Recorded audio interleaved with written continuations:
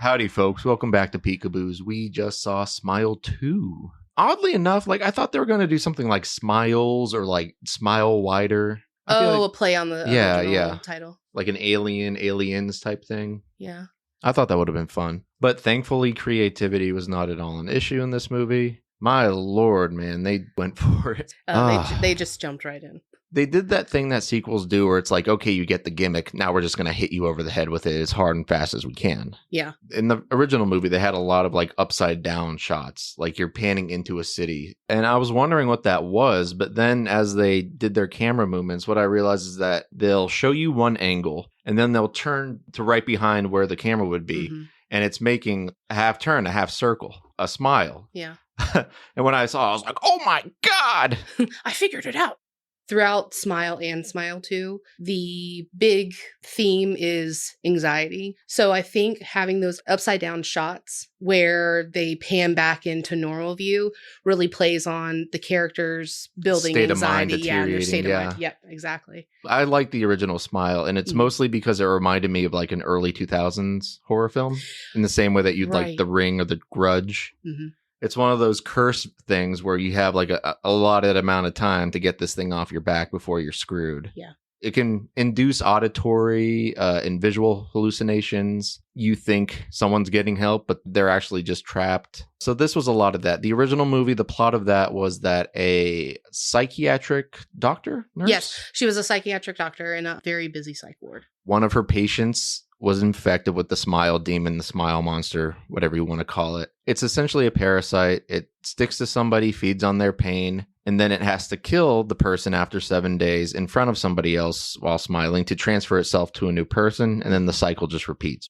I don't know if I'm projecting or not, but especially in Smile 2, I really saw little nods to a lot of different horror films. I saw a nod to Stephen King's It. A lot of the practical effects, you get nods to Beetlejuice and The Thing. That one little snippet of that score that I leaned over and told you about, reminded me of The Shining. The Shining. If that was done intentionally, I think it was kind of smart. Because a nod to, hey, this is new horror, but I'm giving a tip of the hat to the people that came before me. Yeah, and I feel especially doing all these peekaboos, I feel like a lot of horror movies lately have had that in mind. It's like, we're a fan of this, and we're making this for other fans. Yeah.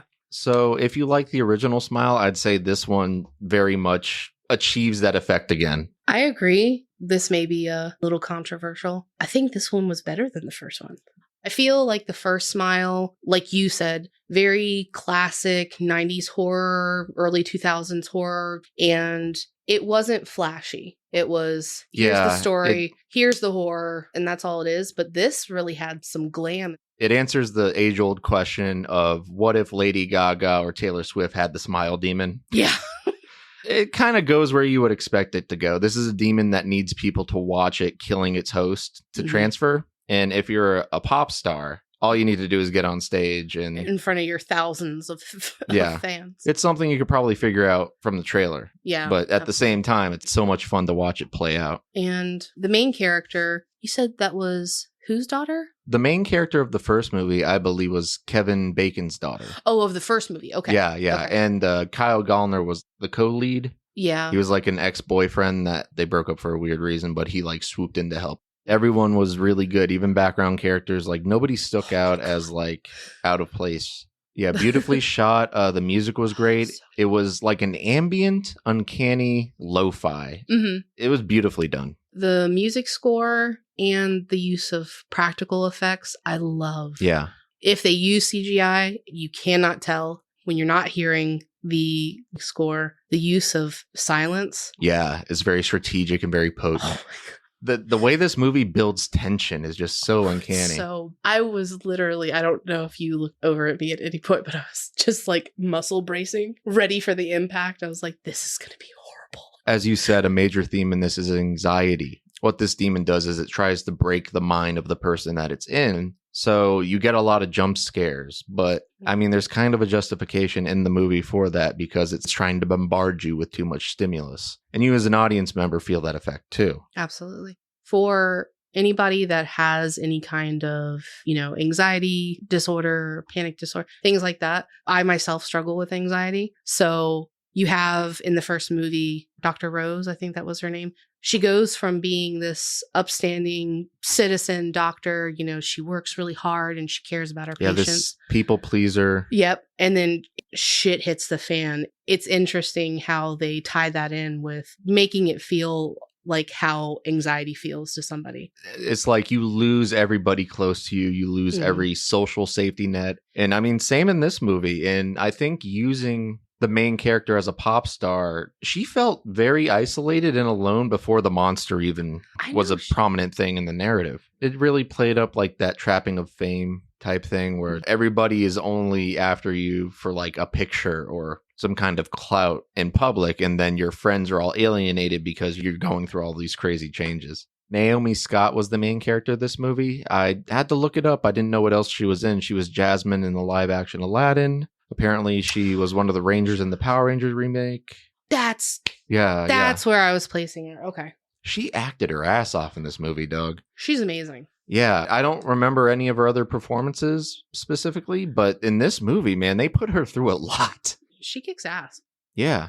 And right before the movie starts, she sat and she's like, we're very excited about this movie. We think we knocked it out of the park. I hope you guys enjoy it. And I'm like, what is this, a preview for a movie or is this the actual movie? Yeah, she did an intro. I like that too. A little, hey. We got something special planned for you guys. We got something, something special coming your way. So sit back and relax. Enjoy the film, folks. Would you recommend people see it? Oh, 100%.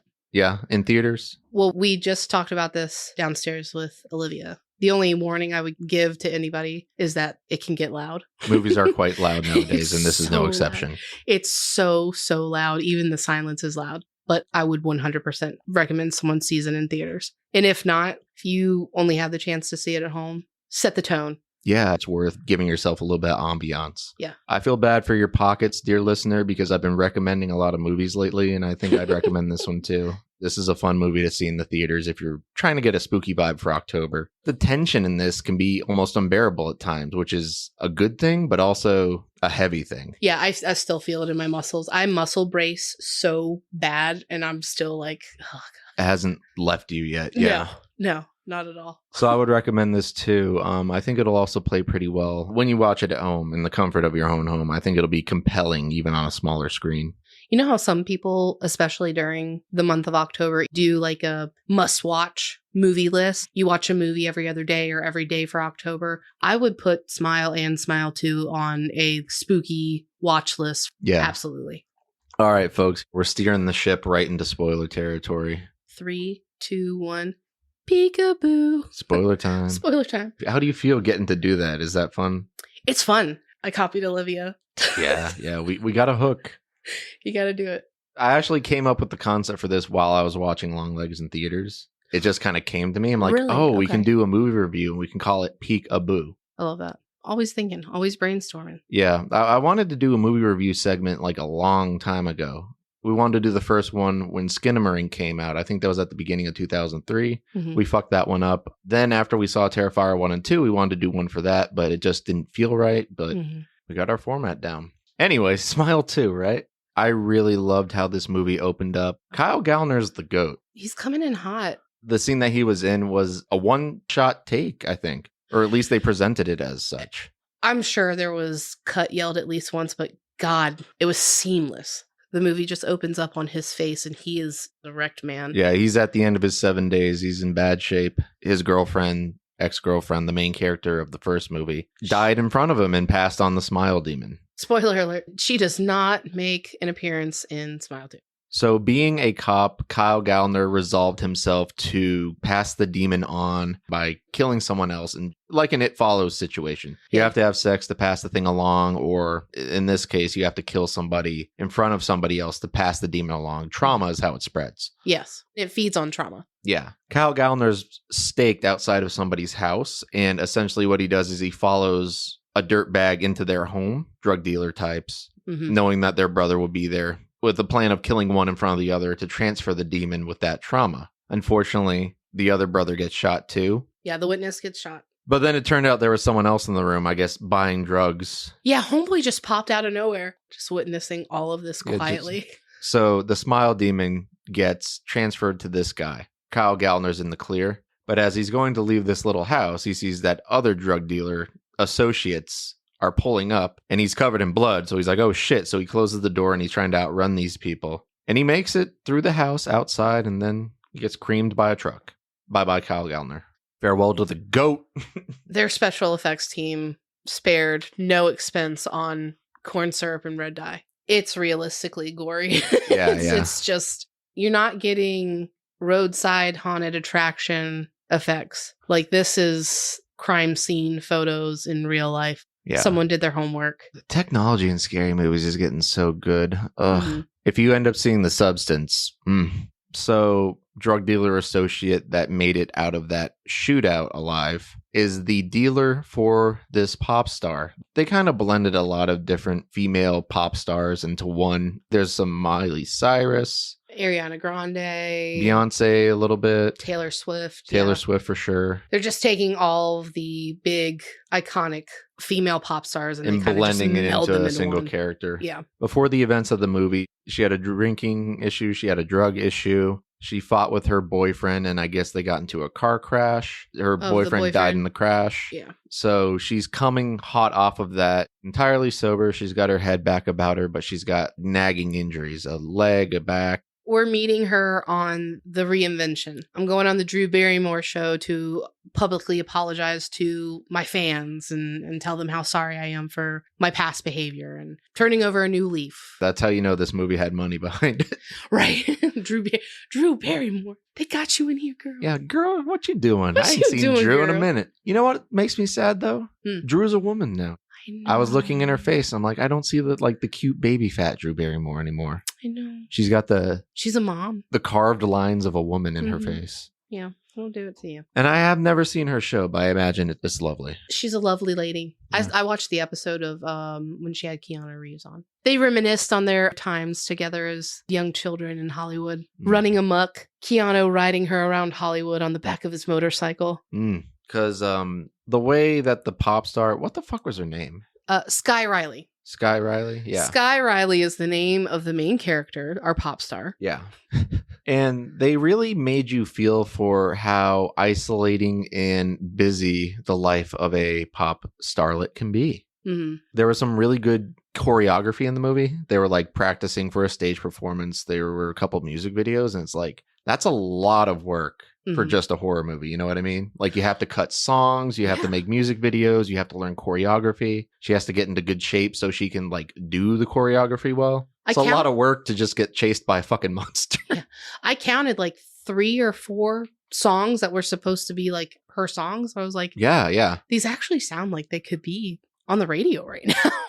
I wish I knew more about Parker Finn's filmography. Because he seems like the other filmmakers we were talking about, like Damien Leone, a dude that started with a short skit, developed his idea into an actual feature length, and here he is just like continuing the concept and doing it progressively better. He's 37 years old. Fairly young. So we were talking earlier before we started the pod. Smile is based on his short film from 2020, Laura Hasn't Slept. But the only other title that he has to his name is like a grassroots project that he did before Laura Hasn't Slept, which is called The Hide Behind. So he is in the infancy of his filmmaking. Congrats. That's great. That's amazing. I would not be disappointed to see another film if he can keep the momentum going. I'm going to have to go back and watch Laura Hasn't Slept. I don't think I've ever seen it. Is it one of those like YouTube shorts? Because there are like a bunch of those. Like one YouTube short became Lights Out. I may have watched this already. I'm 99% sure that I watched this. Yeah, it's 11 minutes long, and it looks like you can watch it on YouTube. Unless with the success of Smile and Smile 2, they may have taken it down. They're like, Maybe. We're going to make people pay for this. Yeah. I'm pretty sure I did watch this, but I'm going to go back and watch it again because he's talented as a filmmaker. And he knows what not to do in a movie like this. Something I've mentioned in almost every other Peekaboo is that when you have to explain the monster more, it becomes less fun to watch it each time. And I was expecting to come into this movie, there'd be like some new lore drop about how to defeat it. And there really wasn't. There's a new strategy. If you die, the demon would, of course, have to either not exist or go to someone else. like an older wizard type character coming from the catacombs. Like, here's the book that. Yeah, like someone cracks open a Necronomicon. It's like, here's how you reverse summon the demon or some shit. Here's how you send the demon back to hell. I like that they didn't overcomplicate it. Like, there's no way to get out of this. No, it's not a clean break, at least. And by the time, like, the demon's at you, you're kind of done no matter what. Yeah, by the time you figure it out, you're already kind of fucked. To me, I touched on it earlier, having anxiety disorder, I found myself feeling moments of extreme discomfort, more so with Smile 1 than Smile 2. In the first movie, there's so many moments where you're getting into how like a panic attack feels and how spiraling out in a manic episode feels. And I think it's just a huge allegory for anxiety and for not dealing with trauma and how people hold on to their trauma. Yeah. Because that's how this demon is able to survive. It gets into your mind and it feeds off your pain. It feeds off your trauma. And the fact that the monster smiling. Yeah. It's like you can't even trust happiness. Yeah. We see at the end of Smile, the monster does have a face. And it's a fucking scary ass face, it's dog. So scary. Another trope in horror. You don't show the monster unless you have something to show. And by God. Yeah. But that's the last 5 minutes of the movie. Yeah. And that's a 2-hour-long movie. You see it once, and that's the moment it kills. Yeah. Essentially, the drug dealer affiliate that got away is Guy Riley's I'm going to say it dealer. doesn't sound like a pop star name. Yeah. It sounds like a different type of stage name. It does sound like she dances. So this drug dealer, I guess his name was Lucas. He is Sky Riley's dealer. She's not back on drugs, but she does take Vicodin because, being a previous drug user, they don't want to prescribe her harder drugs, but she needs something for pain management. She has legitimate pain. From the aforementioned car crash. With her. With the now dead ex. With the dead ex. Shouts to SZA.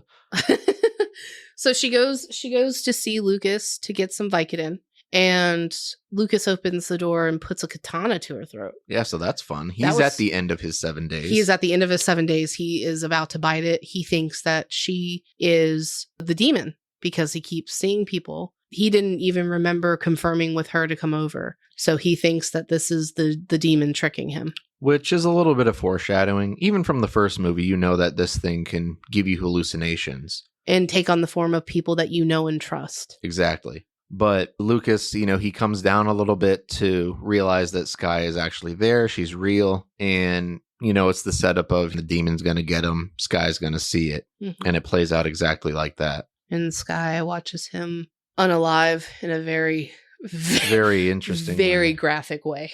So I really loved that scene because, okay, first of all, what happens is that he picks up like it's a plate. Yeah, it's a weight plate that you goes would put on a bar. Yeah. He smashes his face in with it. Pretty intense. But the thing that's brilliant about how it's shot is that he hits his face and then there's the slow pull down and then you see how messed up his face is. Mm-hmm. He does it again and then it's building the fear up. He's going to look even worse after he pulls it down this time. And by the third or fourth time he does it, that was very accurate gore. That's just a meat pile. Yeah, it was so well done. And then there's this beautiful shot from Sky's perspective, she's like against the wall, like, what the fuck? And then it does a quick perspective shot and the camera goes to look at his face from like his fallen body. And then it pans quickly away like she just couldn't bear to see it. I love that. I love that scene. I love that. So well shot. It was so good because you thought you were going to get that last close up of the gore. Nope. And there were a couple of clever moments like that, too. Like her going into an Escalade with her fan screaming outside. Mm-hmm. Right before that door closes and shuts out that sound, all of those screams shot up really high. Yeah. Just to like give you a little fright. I'm telling you, the use of practical effects in sound. What is it called? Soundscaping? Yeah. I love that this feels so organic. The thing is, you also just need a lot of money to do things like that, right? Yeah. But I feel like horror as a whole is in a good place right now. Like even the last 4 or 5 PEEKABOOs, they've been knockouts, man. Very fun time to be a horror fan. She tries to escape Lucas's apartment without anybody seeing because this guy's a drug dealer. Yeah. What are people going to say about her if she's caught with the drug dealer? Right. She's on this whole redemption tour. She's supposed to be sober. She can't call 911. Because that would implicate her in the death of a drug dealer. So she's now fucked 2 times. Yeah. 2 different ways. I'm going to tell you my favorite scene of the entire movie. I think it's mine too. Do you want to say it at the same time? Was it the little flash mob scene? The flash mob scene. Ugh. The flash mob from hell. Okay. So before we get there, there are a lot of scattered scenes that build in interesting ways later. For example, Sky is at an autograph signing, and that's already kind of an anxiety and a half because you're meeting all of these random people that have formed this parasocial bond to you. They are crying because a song you did changed their life, and it's like, I don't know you. I like that you like my song, but what do I owe you? So it's kind of awkward and weird, like seeing all the fans come up. There's a 37-year-old man with very bad cystic acne. Yeah, I live in my parents' basement. Yeah, like in love with a pop star. Like he has a body pillow of her. Super obsessed. Yeah.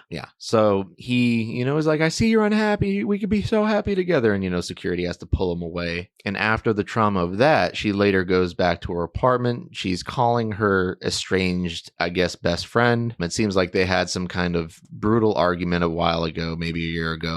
Eat scum, bitch. Yeah, you get to see their little text transcript.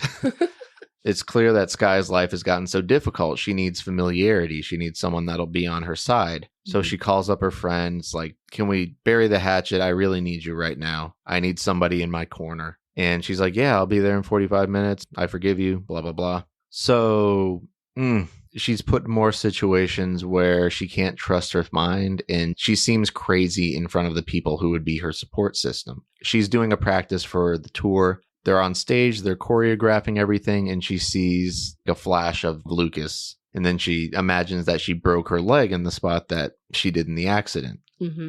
And it turns out she's fine. And she is begging the people around her to believe her that something is going on. Yeah, and nobody really knows what to make of it because she's insulated in that weird way that celebrities are. And that's why I keep coming back to it. But seriously, that's how it feels. When you're going through a break like that and it feels so real to you, and you're looking at the people that are around you that love you, that they're not going through it. They're like, look, I know you think that this is real. And it's like, no, fucking listen. Yeah. Please listen to me. It's you trying to say you're not crazily. I'm not crazy. I'm feeling this. I'm living it. It's happening to me. It is real. It's so infuriating and disheartening when you feel something is so real. And in a lot of ways, it's great to have a pop star be the core of this premise. Right. Because it's she's built this horrible, horrible trap for herself that she can't get out of specifically because of who she is. She's surrounded by so many people, a whole bunch of yes men that are trying to, and yes women. Yes. That are trying to maintain a status quo because they also get paid off of that. Mm-hmm. Especially the mom. Yeah. Who mom eats it. Mom eats it hard. So while Riley's on the phone with her friend, it'll flash to her hallway with the assumption that you're going to see something at the end of it. And it cuts between a direct shot of her and then a shot of her side profile where you can see down the hall. And nothing's down there in those shots, but she's waiting for her friend to show up, and she hears a crash behind her. One of her glass Vox waters fell off the little kitchen counter and shattered on the floor. Shout out Voss. Shouts to Voss Water. She downs at least 7 of those. Just product placement all over this bitch. And it's kind of fun too because it shows you that even in the minutia of her life, it's branded. Mm-hmm. She can't escape even when she's in her own home. Yep. And also shout out the Voss Water, which I guess cut a pretty big check. Maybe not. Maybe that's where they got their money. Yeah, you never know. I mean, that's how you get big movies made, is that you'll have a couple key advertisements. So she looks around her house to try and find the source of who knocked the water off the kitchen counter. Kitchen counter. Jesus Christ. You're okay. It's been a full day. We got to stop doing these at night. It's literally the last thing I'll do a day is record one of these. And you can hear it in a lot of the episodes. It's just so tired. My brain just fucking turns off. Ugh. It's okay. I was having some moments earlier. Yeah. So you're good. So she's searching her apartment, and then the hallway to her bedroom, she sees the clothing of the guy who almost assaulted her earlier in the day. Mm-hmm. And you're like, oh, fuck, he's stripped. You see his shirt, you see his shorts, you see his socks, and you see his dirty fucking underwear. And then it pans up and you see him naked in the room, silhouetted in the dark, and he's got the fucking smile on. Mm-hmm. You touched on this earlier. The build up, when the crescendo finally happens, when the moment finally happens, you could guess what was going to happen next. but just the pause. The execution, yeah. It lets you linger in that moment of tension. That had to be a solid 15 or 20 seconds before he just starts sprinting at her. And then when she goes to run away and leave the apartment, of course, that's when her friend gets there. But also notice the guy disappears. No clothing in the hallway, no naked man in the apartment, and her Voss water is back on the counter. Not unassailed, unbroken. So that is one of a number of really fun, apartment scares. Not the best, though. The best happens later in the movie, and I think it's our favorite part. There have been a little ups and downs, a lot like the ones we described, things to make her seem crazy in front of her friends. One of the craziest things about this movie is how cringe it is. Or maybe cringe is not the right word. In situations that are just hard to be in socially, like forgetting your place in a speech in front of people. That was a tough scene. Yeah, she had her teleprompter stopped moving, so she had to freestyle a speech. And she ate shit. Because she's already well into her, at that point, she's 4 or 5 days in, and she is just not doing well mentally. She hasn't slept. She keeps having these hallucinations. She keeps having these things happen to her. No one else is seeing. So the teleprompter stops, and she just goes off on a tangent. Yeah, she just goes over how she fucked her life up. And this is a speech for young and upcoming singers, musicians, actresses. Yeah. And it's so rough just to be in those situations socially is already scary before the monster even comes in. Mm-hmm. She wishes that somebody had told her how unfulfilling fame would be. That it's the hardest you'll ever work for the least reward you'll ever get. That's why I hope the podcast never takes off. No, I'm joking. I want that mid-level fame where if people recognize me, oh shit, but I still want to be able to go to Walmart. You know what I mean? Yeah. Yeah. I think Billie Eilish goes to Walmart. Does she? Probably not now. Poor Billie. Poor Billie. I thought of her a lot, too, throughout this movie. The visuals that you get with Sky Riley are more akin to, you were saying, your Taylor Swift, your Lady Gaga, your Ariana Grande, stuff like that. But the content of her songs was, lyrically at least, was reminding me of Billie Eilish. Yeah. That, not being right in the head and struggling with mental health. Although I'd say that's kind of the theme of everyone's existence right now. It's true. So there's always a moment where the person that has wisdom that's encountered this thing reaches out. Somebody clearly went to Lucas's apartment after he died, saw Sky's number in his phone, and then reaches out to try and contact her about the demon. Turns out to be Taub from House.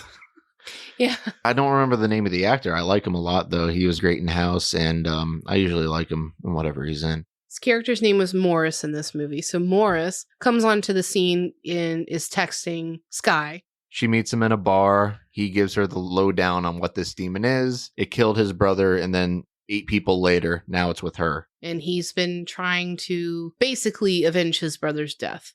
His little plan is to stop her heart for a couple minutes and then bring her back to life. Because if this thing feeds off of people's trauma, it has theoretically nowhere to go if she's dead. He'll give her a shot of something that'll slow her heart rate until it stops, and then he'll shoot her up with some adrenaline. And she's like, no, you're not killing me. What the fuck? Yeah, she's like, fuck this. And then she gets recognized because they're in a public bar. And he's trying to tell her before she leaves, is listen, you want to do this now before this thing gets too strong. Soon you're not going to know what's real anymore. Homegirl, you're on day 3 or 4. You're not doing well. So she gets recognized. She has to quickly run out. And this is what sets up the scene that we're so jazzed about. She goes back to her apartment. She's like, I'm packing a bag. I'm getting the fuck out of here. At this point, the kettle's on. The tension's building again. You just don't know when it's going to come. She makes it through her house. She gets to her bathroom. She's packing up certain things. You're waiting for the shoe to drop. So she has a little breakdown in the bathroom. She's trying to get her shit together. She breaks her shower door. Yeah, she throws her electric toothbrush at it. Falls to the floor, and she's just this broken, disheveled woman. And then she kind of rallies. She pops a couple of Tylenol, and she's like, all right, I need to pull myself together, get in the bag, getting the fuck out of here. She gets back into her bedroom, and then she looks into her closet. And what's in her closet is all of her backup dancers, but they all have the smile face on. What we have now lovingly come to describe as the flash mob from hell. So when she looks away from this group of people and then looks back, they're a little closer, but they're not moving. It's some weeping angel action for my Doctor Who heads out here. Whovians, come correct, son. So the moment you turn away from this thing, it's going to get closer to you. But and she's the hallway's slowly inching behind away her. too. Yeah. And just the way these people position themselves about to pounce, not moving, but smiling and looking right at her. Oh, it is chilling. Some of them are contorting their legs and their arms in weird ways. They have that backup dancer flexibility. Mm-hmm. They'll have like their legs stretched over someone in front of them's shoulders. Yeah, I was going to say they'll be climbing over each other in very unsettling ways. God, it's so creepy. It's so creepy. And she does run down the hall. She makes it away, and there are more people in the kitchen, living room area. Yeah, and then she goes to look back at the people that were chasing her down the hall, and they're literally stacked to the ceiling on top of each other. Oh, it was so well done. It was so good. And then she tries to make a break for the front door, and that's when they just grab her. They just pounce. And it cuts to the next scene where things start going off the rails. So she wakes up in a celebrity recovery center. Very bougie, very hotel-esque. Yeah. Her mom and her personal assistant are there, and they're trying to reassure her. You're like, we canceled all of your stuff. You just need to chill here today. Mm-hmm. And she's like, fuck all of this. Like, I need to get serious help. I'm in a real situation. And they push back because there's so much on the line. The label's invested millions in you. You have to make this money back or they're going to sue us. You have to continue being a pop star. You have to continue your career. You can't just throw this away. We're going to give you 24 hours. And then you're going out on stage tomorrow. Yeah. In her bed, she's trying to get out of her obligation so she can go track down Taub and get this thing under wraps. She gets into an argument with her mom, who is her manager. Momager. They get into a little argument. And then, of course, the mom does the smiling demon thing where it just smiles and starts talking shit to her. And then the mom walks over to the mirror, shatters it, and then starts stabbing herself with the broken glass. Sky runs towards the door to reach for the knob, only to realize the shard of glass is in her hand. She was the one who stabbed her mom. So her mom is just dead on the floor, and her personal assistant's trying to come in. So she closes the door on him. She's like, no, don't come in. Like, get me a soda, get me something to drink. He goes away, and she's just frantically trying to get her shit together. She resolves that she needs to get out of there. She needs to find Taub immediately, get this thing handled. She throws on a oversized hoodie over her blood-stained hospital gown. Like, that's going to work. It cuts off at about her mid-thigh, I'd say. Yeah. But the hospital gown goes a little below her knee, and it's just blood red. Ass just hanging out in the back. Yeah, right. We don't see that. You don't, but you'd imagine it's there. You would imagine it's there. She has to sneak her way out of this facility. She gets through the hospital hallway to this very crowded common area, and all of these people are talking, and that social anxiety this movie has been throwing at you just comes back full bore. She's got to sneak to the other side of this room without being noticed. And it is a room full of people in this supposedly secluded celebrity hospital. And this is another great tension building scene as she's like just slowly trying to walk, not look conspicuous. She's a celebrity, so the moment somebody looks in her direction, they're going to have questions. Don't be suspicious. Don't be suspicious. She gets 3/4 of the way there before her personal assistant recognizes her. Hey, is that blood? We need help. And then, of course, everyone's on her case. Yeah, everybody just swarms her. They don't know that she's done anything wrong. They're just trying to help her. But she's beyond that shit. She grabs the gat from the security guard, starts waving around, shoots up, stumbles too after the gunshot, which I thought was a brilliant touch. Naomi Scott was just so good. Her performance was just so unhinged and compelling. So good. She really took that character to the edge of sanity. But yeah, she gets down to street level. She's running up the street. She steps on a fucking bottle and smashes her foot. That one was tough. Yeah, every time something happens to her, she just sells the shit out of it. It's so good. Her performance is so good. I think this is her first, like, starring role, right? I think so, yeah. Yeah. Which, bravo fucking like, you're doing it. Yeah, last night was opening night. So I don't know if this is, like, hit the airwaves yet. Hopefully so I don't know what public opinion is on it. I enjoyed this movie. I thought it was good. I am rooting for Parker Finn, and I am voting for her as well. So she runs into her friend as she's on the street. Very convenient, huh? They like commandeer an Escalade, and then they're driving to meet Taub to get this demon handled. And as they're driving, this is where you get the reveal that the friend was just the smile demon the whole time. She's hallucinating. The whole time? She has a moment of overcoming her stress where she just closes her eyes. She goes, I'm in control. I'm in control. Clearly, she's had therapy over the last year trying to get some control back in her life. She can't do drugs anymore to escape her problems, so she has to assert herself. And it seems to work in the car. She's able to dispel the little hallucination. She's the one actually driving the car, and she regains control just in time to keep from crashing into people. She pulls in just in the nick of time to an abandoned Pizza Hut to meet up with Morris and gets out of the car. She is obviously covered in blood. Her foot's bloodied and wrapped up. She's like, let's kill this bitch. So the only place Taub Morris could get was like an abandoned Pizza Hut. He's like, well, you try finding a place with a freezer on. Such short notice. In Staten Island. I'm doing the best I can. So they run in. His idea is to put her in it like a deep freezer. So when her heart does stop, she has a couple minutes to make sure the demon's out of her before she's resuscitated. They want to make sure this fucking thing is dead if they're going to go through all this trouble. Yeah. So she changes into a new hospital gown. Which I thought was nice. Yeah, he right? didn't have to do that. He didn't have to do that for her. He had no idea. He had some questions about why there's blood all over. She's like, you don't even want to know. So she's laying down on the table and he's like, I just got to go get something real quick. And he leaves the room. And they've established so many ways this thing could go wrong. The deep freeze needs a cinder block to stay open because the door doesn't open from the outside. And you're sitting there like, well, that's going to come into play, right? Classic horror movie, like, well, the door can only be opened with the outside handle, so we're going to use a cinder block to keep it open. The bridge is a little rickety, but it should hold. So Morris goes over the plan. He's like, listen, I got medical equipment. I'm going to monitor everything. I'm going to start a timer. As soon as your heart stops, you die. 8 minutes. We're all good. Then I'm going to shoot some adrenaline in your heart, and I'm going to start CPR and bring you back. Demon's gone. Demon free. Everybody's happy. Which, by the way, I'm going to pause very shortly here just to ask this question. Would you want to live a full life after having been infected with the smile demon? I don't know. I think there'd be a euphoric feeling. I think it's that situation of like, you have an impending death and then you can somehow put it off and you're like, oh, fuck. Like if it's got to be the ultimate like 3-day weekend in life. Like if I could pass it on or get rid of it altogether on like day 2, I might be all right. But I don't know. All the things, especially Sky Riley, everything that she went through. Everything that's been done to her, all the social connections that have been broken. Her life is pretty much in shambles at this point. Like, would you want to live? I don't know. Anywho, yeah. So back to wrapping it up. So she's on the table. We're ready to do the thing. And Morris goes, oh. I just need to go grab something in another room. I'll be back. Like, no rhyme or reason. He don't come back. And he doesn't come back. And the smile demon is there in the form of her in the car crash before she got sober. So she is facing the demon, which is herself. I'm sure there's a metaphor there. There's a metaphor there. I'm a simple man, but I think they were trying to say something.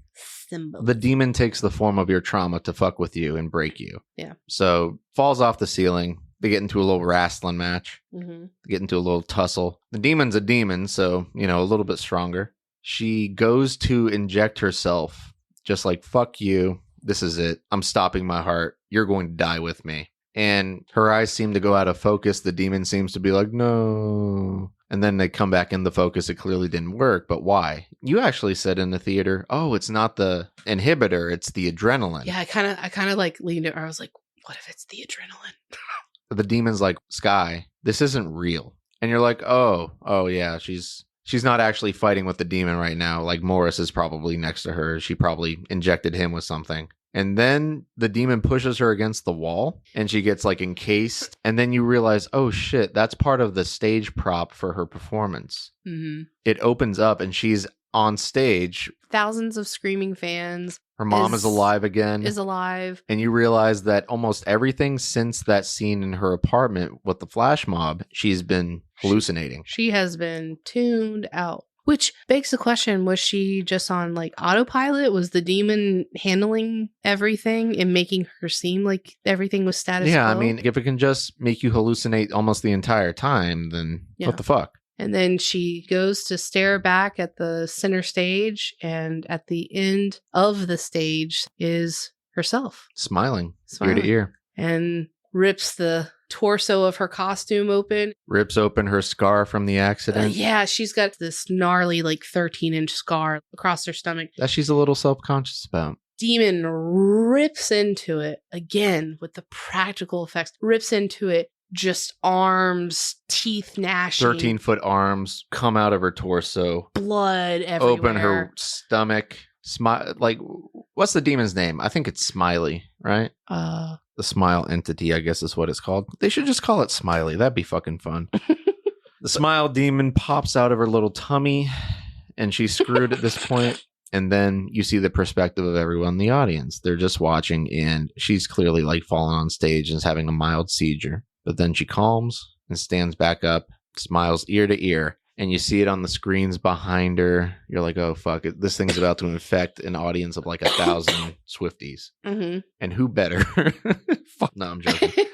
I love what they do with the very last shot. So Sky is at the very end of her 7 days. It's done. It's over. The demon has won. She picks up the microphone, and you know the gavel drop is coming. We're poised for the moment, and the camera does that half turn, and you just see this panoramic view of the crowd, and you hear the sound of the microphone very obviously beating her face. They don't show you Sky killing herself, but they show you the reaction of the entire auditorium. Stadium the entire auditorium? Stadium of people. Stadium auditorium. And just think about how hard that scene would be to coordinate. You have to make 1,000 people look like they're watching really somebody bludgeon themselves in. And I was actually doing that. I was scanning because in movies with large crowd shots like that, where you're trying to coordinate something, there's always somebody's playing Tetris. Someone's doing the Wordle and just fucking up the whole shot. But I seriously did just a quick ocular scan. The ocular pat down? Yeah, ocular pat down. And everybody in that shot just looks absolutely horrified. In that moment. And she got the entire mic into her fucking skull. Like, yeah. Oof. Right through the right eye. And I really hope there's a Smile 3 just because I want to know what happens when this demon infects like 1,000 people at once. I do too. That would be such fun narrative territory. Do you get like a Quiet Place situation where this thing's like running rampant all over the world? Do we lose California? Right. Do we have a Salem's Lot situation where it's just the whole goddamn town? Maybe you can't do a sequel just because that would be such a horrifying question that you can't really answer it appropriately. But you never know. Could have been intentional that he ended it that way. You don't leave yourself a place to go. Right. Like there's no true way to defeat this. And the demon even kind of hinted at like I was waiting to get somebody like this so I could really spread this out. So maybe it's just alluding to the fact that there's no way to defeat it. You can try to figure out a way to defeat it, but it's going to eventually just infect everybody. I think I told you before we walked into Smile 2, I was giving Smile a solid 3.75 out of 5 stars. But I'm going to have to say, this is like a 4.5 star. Out of 5? Yeah. All in all, entertaining. It had a lot of fun layers to it. Yeah. There's the psychological horror of Sky just trying to overcome her trauma. I like to call this like the Stephen King model. Mm-hmm. Because in a lot of Stephen King books, he's just telling a story. And the story is already compelling before anything supernatural or scary happens. Before the monster even enters the picture. I got to tell you, folks, as a horror content creator, I've seen a lot of scary movies this month. And the thing is, they are all very good and effective. My nerves are fried. I'm exhausted. Yeah, I told you when we were walking up, I was like, I'm going to go home after doing the pod and I'm going to watch something. Put on Bluey. I'm going to get my daughter's tablet and I'm just going to fall asleep to Bluey. And I'm going to go downstairs and hug my puppy. And that's not a euphemism. I have a little dog that I'm going to hold and she's going to bite me. It's going to be great. Yeah, I had so much fun with this movie. Thanks for coming out. Absolutely. Thank you for having me. Thanks for coming along with us on this Peekaboo, folks. You want to check out Smile 2? I think you'll have a good time. Absolutely. Shout out to Voss water. Yeah. Drink Voss. Drink Voss. Drink it down in one gulp and open another. Voss. It's what you drink. It's what plants crave.